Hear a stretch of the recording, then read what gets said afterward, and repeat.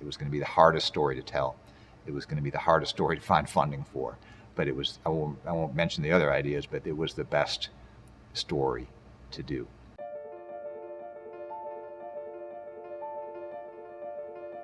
I have fears at times that the story is better than my ability to communicate it. On the other hand, you know, someone's got to try to do it.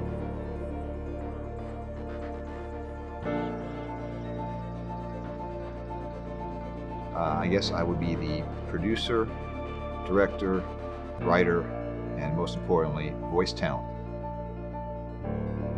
Only because we can't afford another voice talent, and I always know where to find me.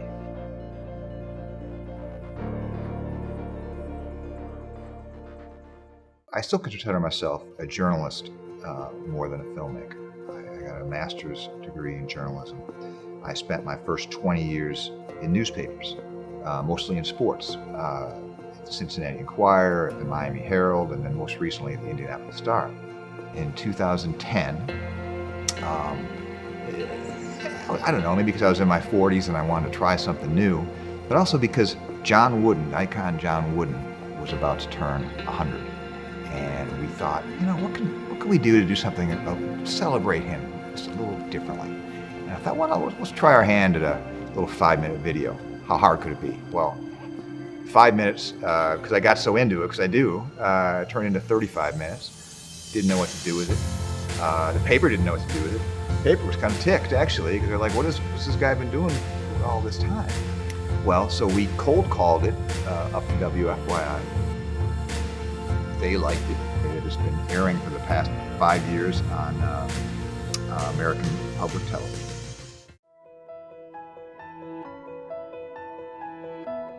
You have to research everything you can, and I think once you do that, you'll be passionate about it. I mean, I couldn't pick a project that I wasn't passionate about, because you spend so much time. There isn't a lot of money in this. You know, you have to commit, but once you have committed, and the people who are involved know you're committed, then you can sit in a room after you're laying down. Then you can sit in a room with people who can make this happen. And you know what? They're not looking to say no.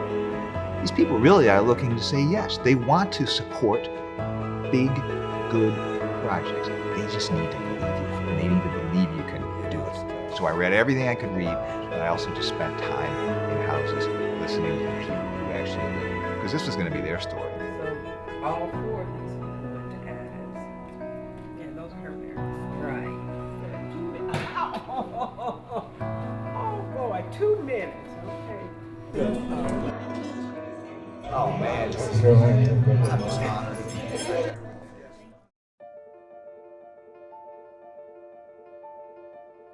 The research is the fun part.